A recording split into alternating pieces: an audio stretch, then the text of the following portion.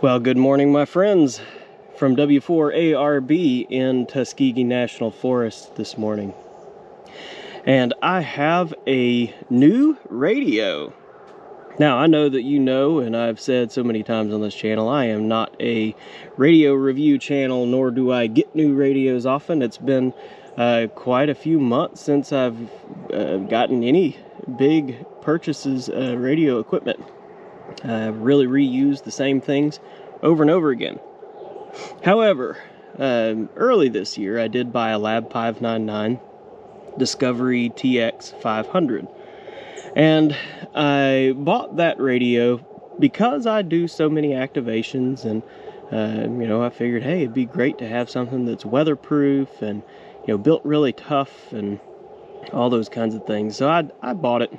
If you go back on my channel, there's a playlist actually for the Lab 599, and you'll hear me say nothing but good things about it. And I genuinely felt that way during those videos. However, as time went on, I found myself just not using it. And so it really just kind of sat in my office in its case, and I really just wasn't using it. And if you recall, a couple of months ago, I did a series on the Mountain Topper MTR-4B where, I'd bought that radio and I wanted to learn how to use it and really get to know it well. So I used nothing but that radio for a few weeks. And it was really eye-opening, and it became one of my favorite radios, for sure. It's an awesome little radio. So I was like, well, maybe I should do the same thing with the Lab 599 since I just haven't found myself using it. So with the intention to do that, I brought it out, put it on my desk, and hooked everything up to it, and thought, holy cow, this is a lot of connectors. Man, this thing takes up a good 16 inches because of how wide it is. I mean, it takes up so much space on my desk, because by the time you get the radio, plus the connectors are like this long once you get the connector and the adapters and all that on them. And it's just got wires sticking out everywhere on the sides. And then it still has no internal speaker. So then I plug in the speaker mic, and then that speaker mic, the coily cord makes the microphone not want to lay anywhere nice. And the audio on that speaker mic is really quiet. So even though, I turn on the outdoor audio mode, it's still just not loud enough for me. And I'm like, man, I think I see why I've just not been using this. It's just not, I don't know how to say it, but user-friendly or aesthetically pleasing to me. So I just found myself not using it. So what you see in front of you is the product of the fact that I sold my Lab 599. Fantastic radio. Please don't think I'm saying anything bad about it. Mine, I did notice that it had some spurious emissions on it, but they were identical to the ones that the ARRL published about, and I don't think that it was anything unusual. I think it's just part of that radio. It even has a feature called diff where it shifts the IF to where it moves it to another frequency. But anyway, other than that, I had no issues with the radio at all. It was just I didn't particularly like it. That is what it is. And I've been thinking about trying a Icom 705 for a while. And that's what you see in front of you. Is I sold the Lab 599, and then right after selling it, I found this for a great deal on eBay, listed as a new open box with the Icom backpack. And given the price, I was a little bit skeptical. I was like, well, this might just be a scam. But hey, it's on eBay. We'll take a chance because of the fact that it's on eBay, and eBay has great buyer protection, etc. So I decided to give it a shot. And I'm really glad I did, because it did turn out to be true. I did buy the Windcamp, whatever you call this thing, cage, just because if I do drop it, I'm not really worried about dropping the radio. I don't really see that happening very often.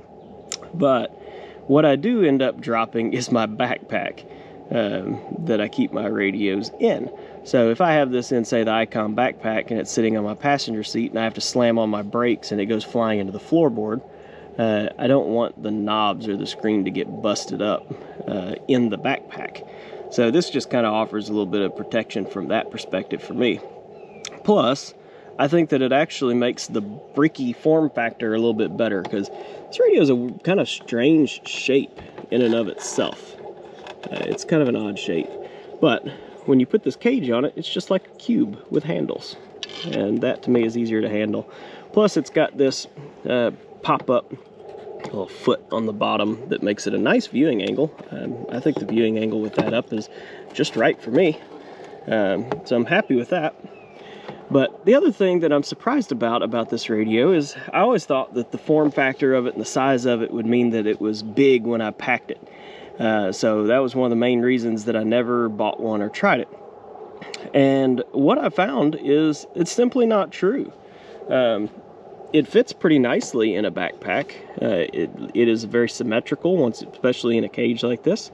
And the amount of space it takes up in a backpack is no more than the amount of space that say my KX2 in the little low pro hard case takes up.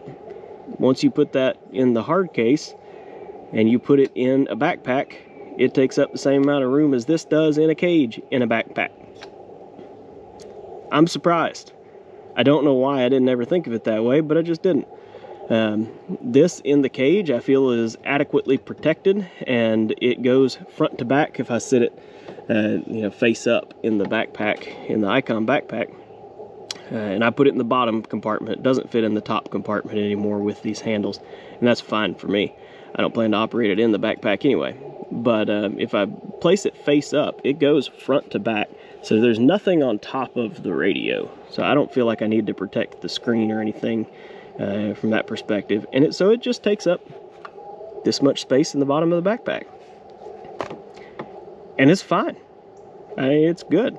I don't feel like it's fragile, especially not in the Windcamp cage. I feel like it's plenty durable. It's well made. And let's just be honest, the screen is beautiful. The audio sounds great from what I've tested so far, but I have not made any contacts with it. I've played around with it, sent some test CQs, that kind of thing. But you know what? You're going to be the first ones to see it along with me here this morning and really see what it's like operating this, because I have not operated it yet, beyond just playing with it on my desk to kind of get a feel for somewhat of how to use it, but I don't really know very well how to use it yet. So let's experience it together and jump in and do a Parks on the Air activation this morning. I am using for an antenna the Gabil GRA 7350T. I haven't used this antenna in a while, decided to break it back out. It fits in the backpack nicely with this radio. That's one of the reasons I did that. Also, it's a little bit of a compromised antenna. I'm hoping I don't get as many contacts this morning and it goes a little bit slower, so that I can play with the radio and get a feel for it instead of, just if I have a pile up, then I'm just going to be focused on the pile up. But I want to be able to enjoy the radio too. So, all right, let me get my log written out, get my spot ready to put in, and jump on the air.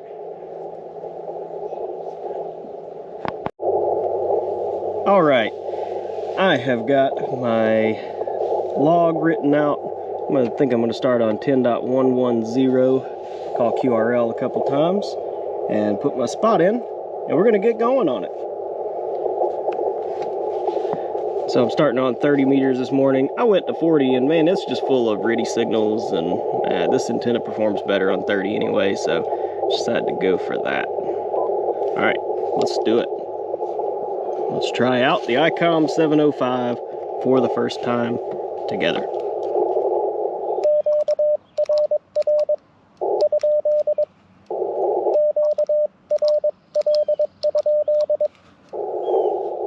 I don't have my memory keyer set up yet, so I'm going to be keying this morning.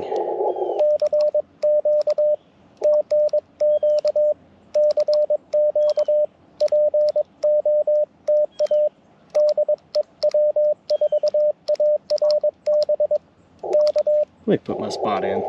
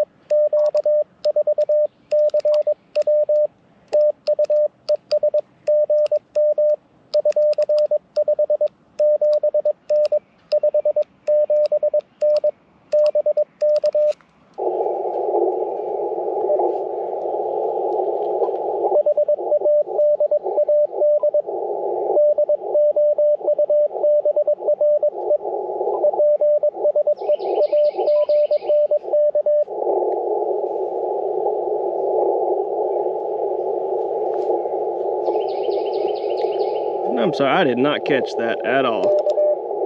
Oh. Sorry, new radio.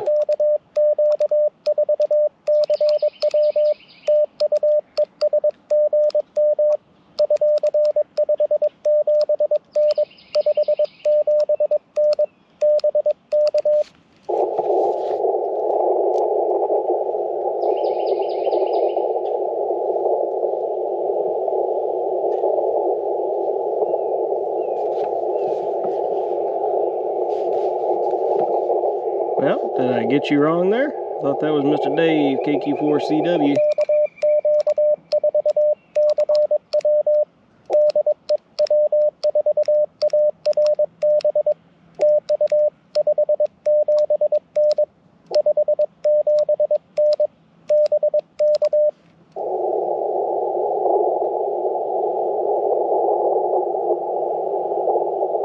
Huh? I guess not.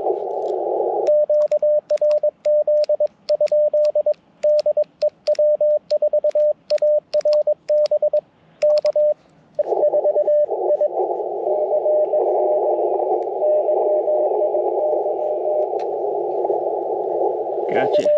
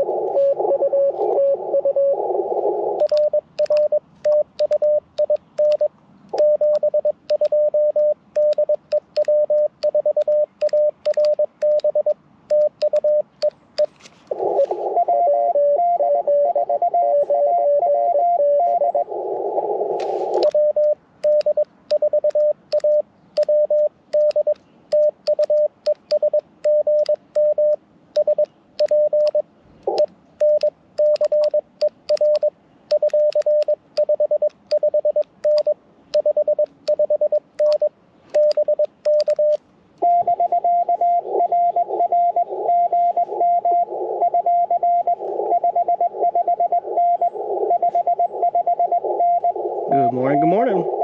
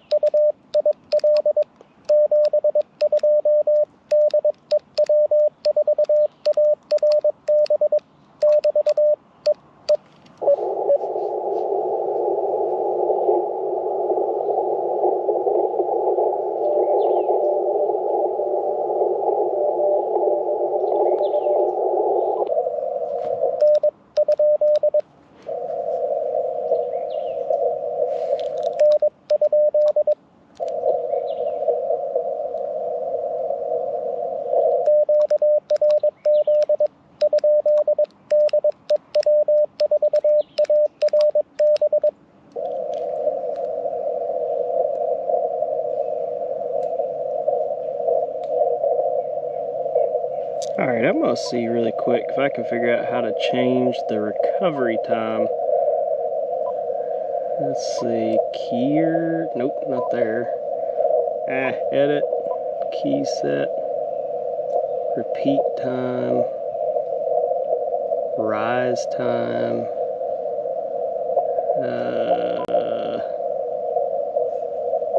menu set.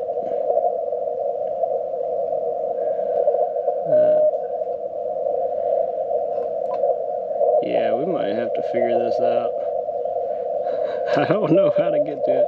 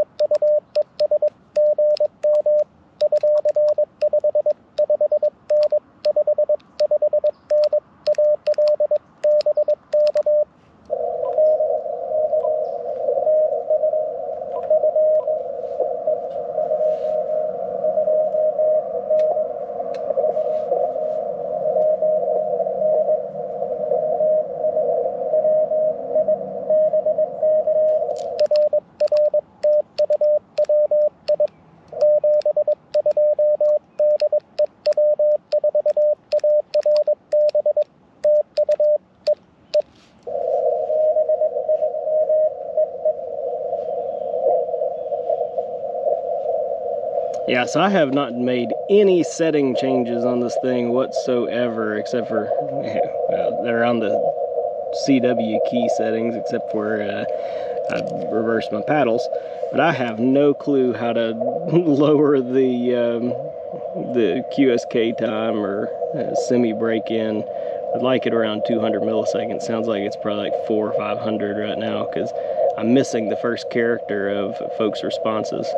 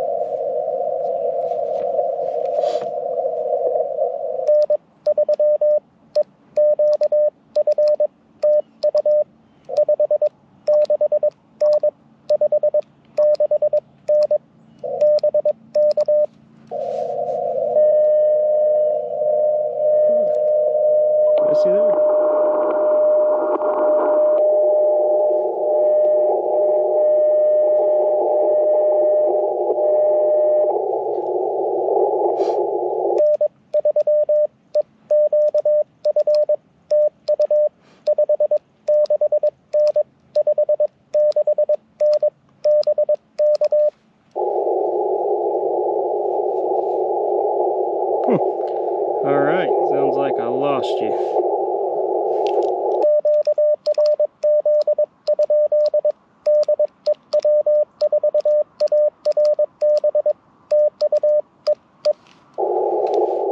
What did I do there?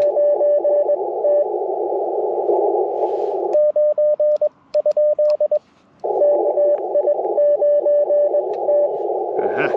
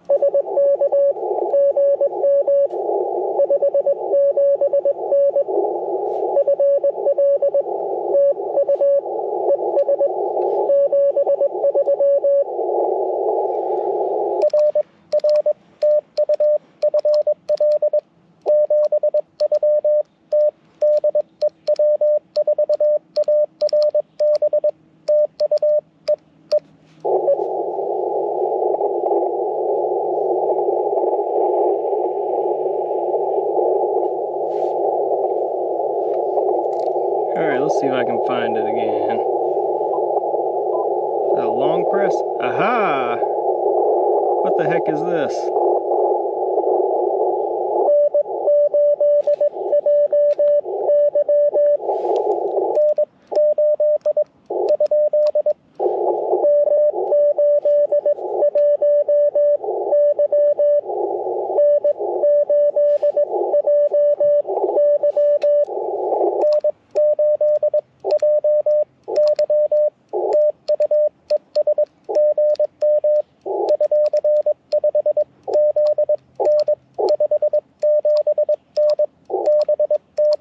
Much better. Found it.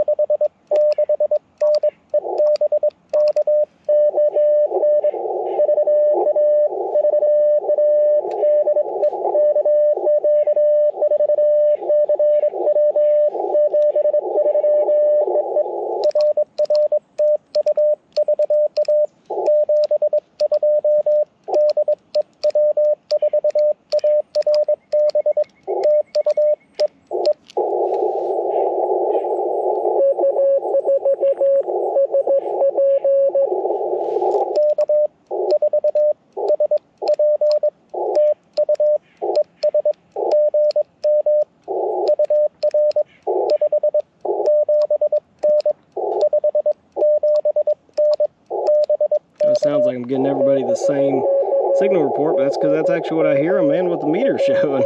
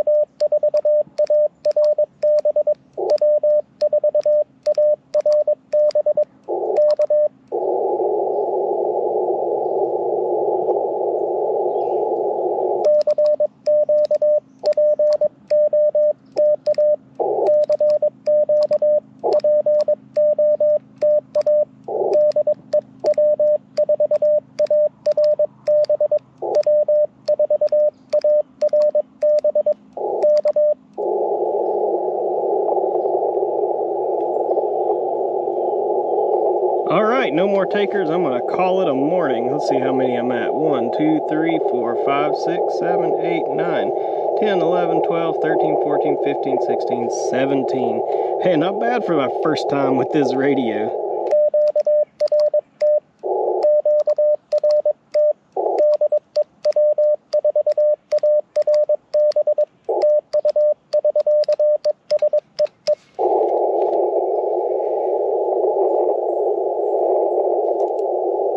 Okay,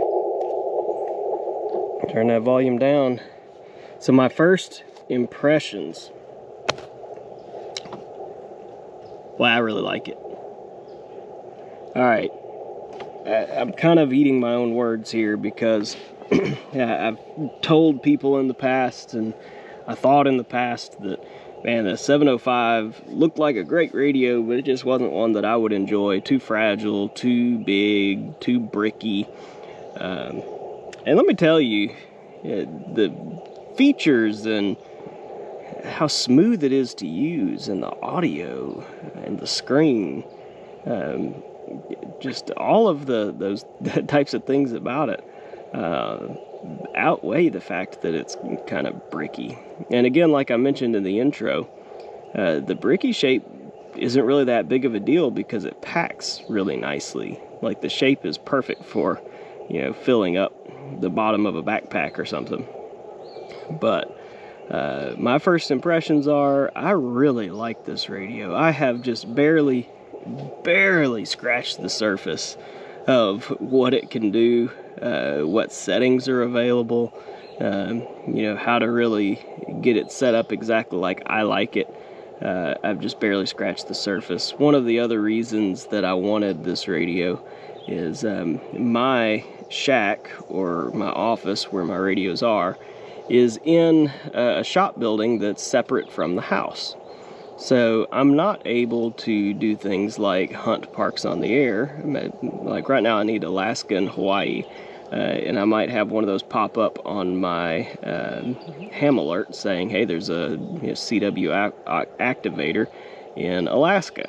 It'll be 7 o'clock at night, and I'll be inside with my kids and my wife, and I can't just run out to my office and be gone 20 minutes while I hunt Parks on the Air activator. But this radio is able to be operated remotely.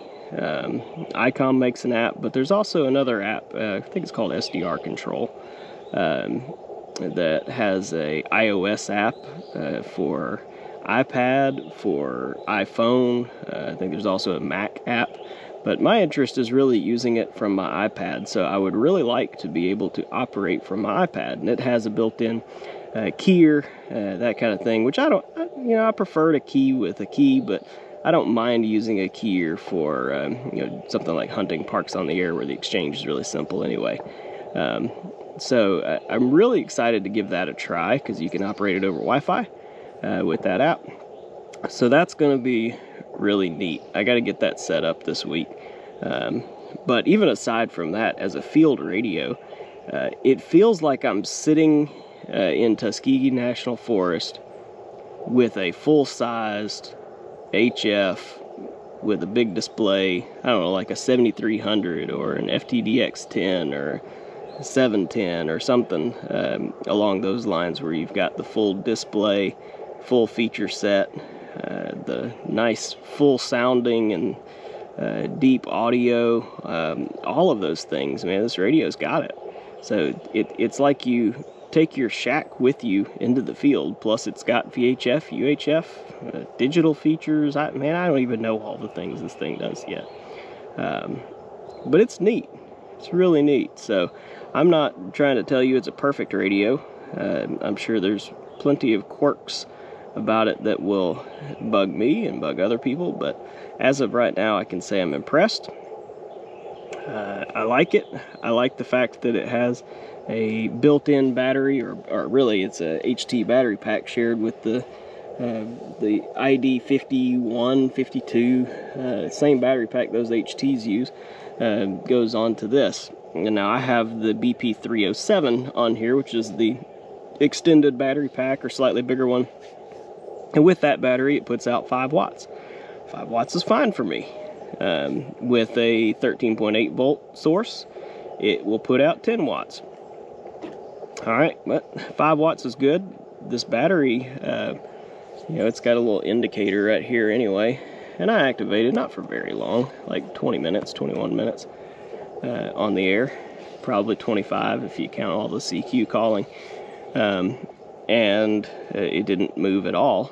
So, you know, it obviously can handle an activation, and I'm sure it will handle more. So, Icom 705, W4ARB's impressions. I'm impressed. I'm going to be using this radio more. I didn't buy this because I wanted to impress you or, you know, show off a new radio on the channel. I don't really care about that. But really more of because, you know, I wanted it for myself. I wanted to have an all-in-one good radio for traveling, kind of like the 817, but a more modern feature set with DSP and filters that are adjustable, etc. So, yeah, there's not really many options when you want that.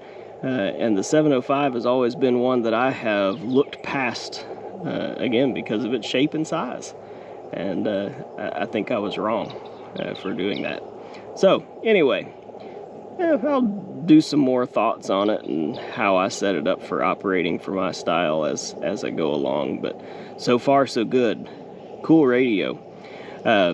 In this activation, these first 2 contacts, you know, if you were watching recently on the live stream with Kyle AA0Z, we talked about you know, missing rag chew types of exchanges, and you know, anything beyond the POTA exchange really catching you off guard and not copying well. And those are areas that I'm working on, and I did not catch everything that KA8 KCR was sending. I'll go back and listen to it, and I'm sure I will then.